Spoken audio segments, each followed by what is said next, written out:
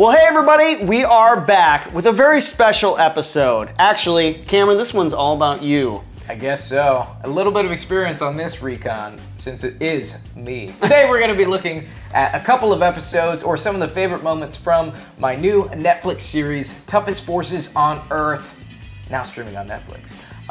This should be fun. We have 8 different countries on the board, so we're going to take a look at some of my favorite moments and just give you guys a little maybe behind the scenes action on what it took to make this show.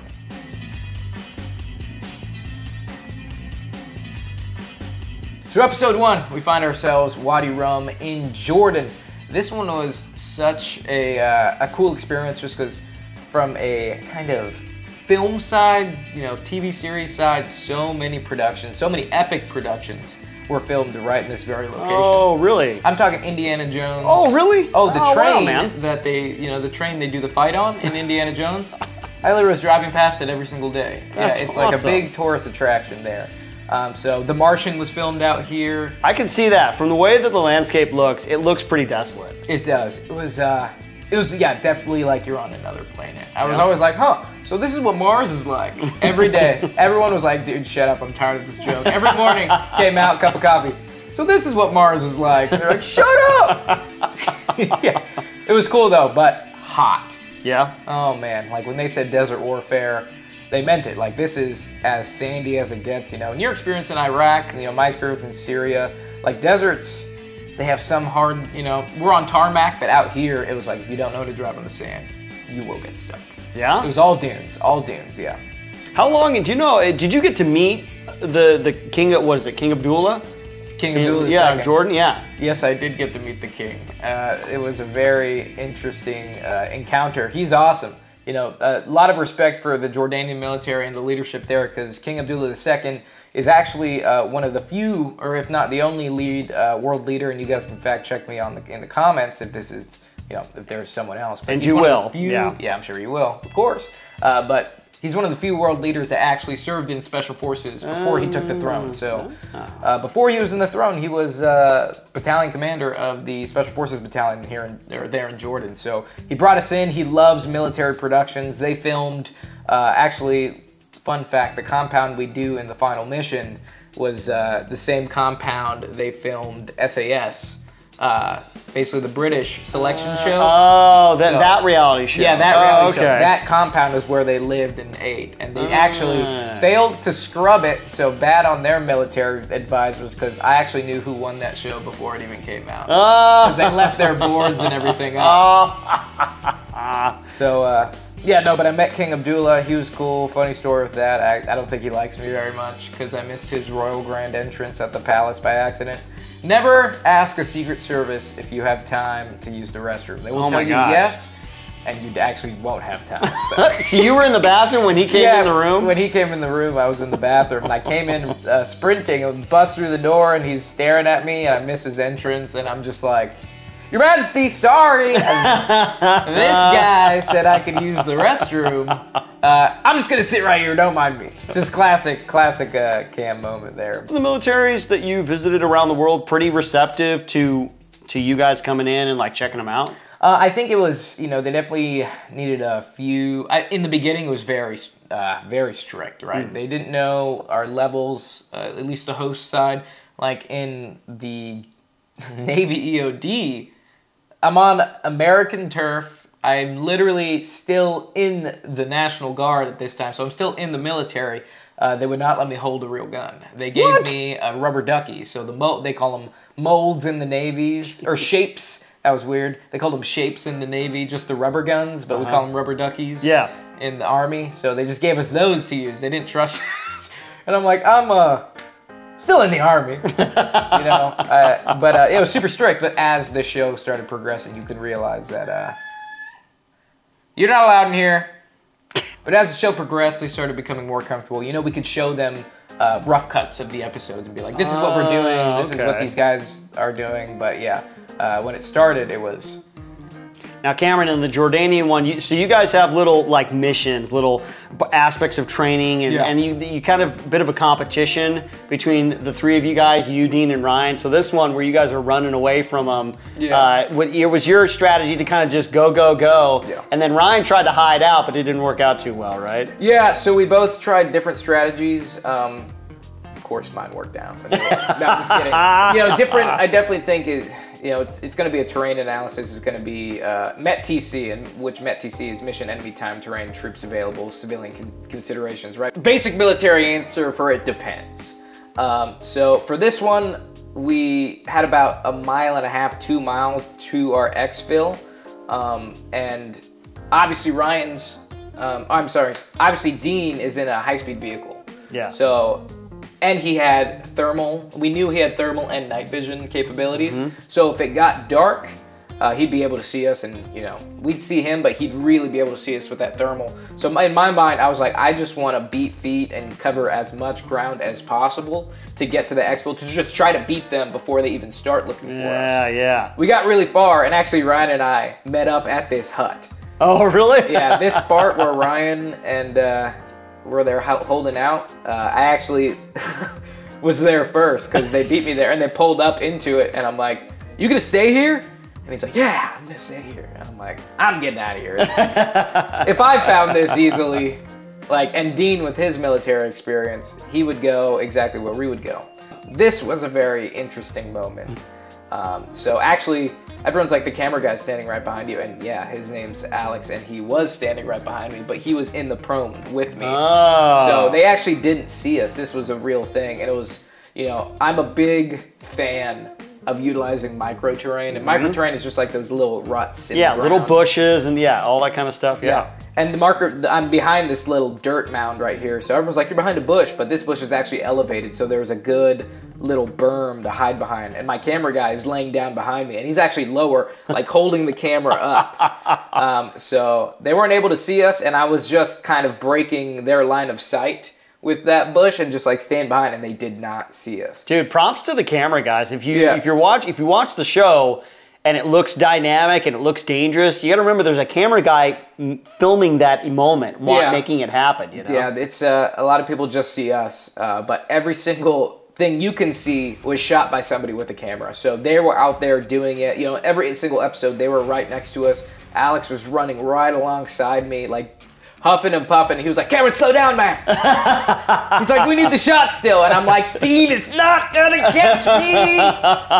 In the military, we don't do things over and over. We do things once, and we do it as hard as we can. Yeah. And for this show, it was like, okay, we did it the first time as hard as we can. Like in the military, you're not used to having somebody trying to slow you down saying, "Hey, what's happening?" Everybody should know, especially in a elite unit. Yeah. If you're asking what's going on, you are not supposed to be there, Yeah. It's like it's a well-oiled machine. You're not having to stop and ask people, and explain a real basic concept to somebody, because, they should be at a high level to where you don't need to explain it. So that was super challenging, trying to combine that. So we had to slow down, and we had to take breaks, and we had to record the same thing over and over and over, moving the cameras, getting different shots and angles. Wow. So it was, I don't think the units were expecting it too, because some of them said, "Damn, this sucks more than training." Because we would do 16-hour days. Yeah. And I don't know, there's one, you'll probably see it here in the future, but that fast rope we do onto the helicopter, where I fast rope with the team of 4, and we kind of work our way down from the rooftop. We did that fast rope 3 times. Oh, wow. Yeah. Really do it again style. Do it again. We're like, we're going to do it again. We're going to do it again. We want to move the camera. So I literally just they drove me to the thing. We got back up, did it again. Wow. Drove me to the thing, got back up, did it again. Oh my gosh. Yeah. Dang, Cameron, you're looking pretty slick in those the black BDUs, the black uniform. Yeah, man. It's you feel like a ninja when you wear black. It's definitely like that. That's what delineates their tier 1. So the Jordanian Special Forces group, they kind of have a hostage rescue team, which is going to be their black side ops, which is their Delta kind of little more specialized unit.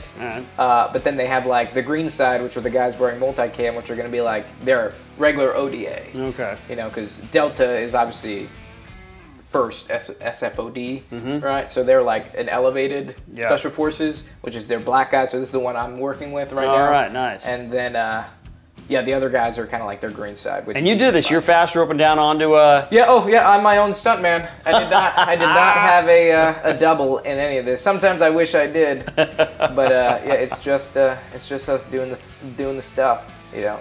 Yeah. Nobody could ever get used to the nose piercing. It was fun though. Yeah. Did they have a hard time believing you guys were actual military dudes? Yeah. So basically, every time we'd come to a new country, a lot of them didn't even think we were military. They thought we were Netflix actors. Oh, like, really? Oh, it's a Netflix show. Oh. They're bringing the actors in. Oh, there they are. There's the actors. And it took a few days, like, of us running and gunning behind them and talking with them to show them that, like, oh no, we all have you know, vast military experience. So after that, it kind of you know, it kind of helped out a lot. It helped with camaraderie too. They opened up more. Oh, great, man. Yeah. So. Yeah, but it was great. You know, this was amazing. KASOTC, which is the King Abdullah Special Operations Training Center. It's where we're at right now. Okay. Like this entire mock village is there. They have everything. It is one of the world's premier special operations training centers. Wow. Any missions that you can think of. I mean, obviously not like maritime and jungle. Yeah, yeah. But any like urban or desert training you can think of is on this compound. Do other militaries come and kind of utilize this? Oh yeah. Oh wow. Oh yeah. All So right. this is like so many. The Jordanian Special Forces, I feel like they've worked with everybody because they, like U.S. Special Forces was there while we were filming this. I think Fifth Group was there. Hey. Like all different soft units go here and do like a out of country kind of overseas training rotation. Yeah. At here and the cool thing is everything is under camera, so you can go back and watch every single thing. Oh, you can review your footage for like training purposes to critique. Yeah. Mm-hmm. And that's awesome, exactly what we do after the plane hostage rescue scenario. But yeah, no, actually, all the graphics that are shown throughout the show, I was the technical consultant for that, so I provided all the information and wrote the scripts. So all the little tidbits in the education part, you guys are learning at. You're welcome. I'm kidding. It was super fun to be able to, you know, I'm a big gear guy, I'm a big equipment dude. Yep. So to get to learn other people's systems and, you know, their different equipment and, you know, why they use what they use. Was a really cool, was a super cool experience, or at least a cool job for me. Yeah. I love index. Yeah. I was like, oh, that's what we say that. Yeah. You know what index stands for? End exercise. Oh, end exercise. It's actually end X, not index. Oh, not index. Oh my god. We always say index. I never knew that. Yeah, I never knew because I thought it was index, like index card. Yeah, like we're gonna check it out, or it's like time to like talk about it. So you guys, plane the plane takeover. Hit, the plane hostage rescue. This was, I've never done this before, so like they're giving me classes on it before we did it. Going through the front there was such a tight squeeze. Up in the where the pilots are? Yeah. So that was like, we barely felt through. I couldn't bring my rifle with me. I had to use my pistol because like I would have gotten caught stuck up there. But it's a lot of tight spaces. This was a really cool training scenario because all these targets popped up and you engaged the ones that did and you didn't engage the ones that didn't. So it's kind of like, you know, allowed you to pick and choose and have to, you know, react accordingly. But clearing planes, that is a nightmare. There are so many crooks and crannies that people can hang out in. And the Jordanians were actually really good about this. Like every time we took a corner, the guy was right behind you. They do this a lot. So and that was surprising because, you know, historically working with, you know, Middle Eastern units, there was some separation of skill. But no, these guys were really good, man. And Malik was so funny. He was so funny. He spoke really good English though. But it was it took him a couple times to remember some words. So every single time we would record, he would always be like, "Okay, wait." He'd be like, "Okay, so we are going." Damn it. Okay, wait. Okay, wait. And we'd sit there for like 30 minutes where he's like, okay, wait. He was really cool. He attended the officer candidate school in the United States. That's how he learned English. So a lot of these guys come over to the U.S. to do a lot of their military training. And he's a lifer. So he's been in for a long, long time. Yeah, he was really funny. He smoked hookah more than anybody I've ever seen him. All right, a little bit of hookah. That's awesome. Yeah. The Jordanians have a lot of assets, which was awesome. And this is what the compound we're hitting, they used on the British SAS show. Oh, okay. Yeah. little bit of overkill for, you know, a 200-meter shot. But a lot of the units, they wanted to like show the equipment they had, even if it wasn't the most practical. Obviously, this show is like, oh yeah, this show is just a romantic letter. Or what's the word? Love letter. Yeah, so this show is like a love letter to these units. Like they want to look cool, they want to show, obviously, they got the great stuff. Yeah, a lot of them have, like when we walked into their arms room, I was like, Jeebus Christ.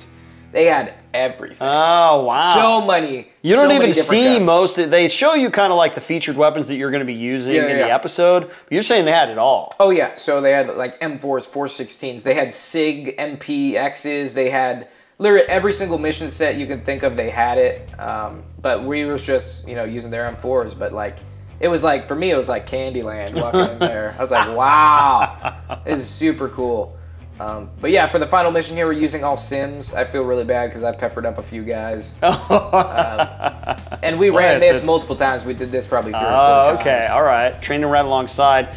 But you guys, you're Dean, Ryan, they've been out of the game for a long time. You're recently out, so you have your kind of experiences kind of fresh. Yeah. But these guys are in it right now. Yeah. And you just kind of like dovetail right in there with them without a lot of prep. Yeah, so I mean, the glory, I think, of like military tactics is they have a lot of Western influences. So like US and UK Special Forces have trained a lot of forces. So, you know, I don't think you're ever going to encounter a force that like has written their own roles in a sense. Like a lot of it overlaps. A lot of it is really, I can go in and integrate nicely because they have very similar training. Like, of course, they're gonna have to tell us our own, or their own SOPs and TTPs if we want to integrate seamlessly. Yeah. But as far as like the principles, the basics, it's all there. And, you know, being former, you know, cool guys, quote unquote, we mastered those basics. So, you know, Dean and Ryan, they've been out of the game for a while, but they still, it's like riding a bike, you know. You could tell that they fit right in. They're really cool to work with. But I taught him a couple things, I will be honest. I did you? Oh yeah. I taught him how to break their guns down. He's like, I never used to do that. Ryan was like, I taught him how to go over the shoulder and do the high port. And he's like, we used to only high port. And I'm like, try going over the shoulder. And he's like, I love this. That's awesome, man. Tactics evolve, man. Yeah, you taught me that. You taught me that as well. But yeah, this was a super fun episode, man. The Jordanian guys were great. I think they're one of the best Middle Eastern units out there. Right. You know, I would love to go back to KASOTC and, you know, hang out a little bit more. But in a nutshell, that's pretty much this episode. It was hot. It was sweaty. But yeah, it was really good.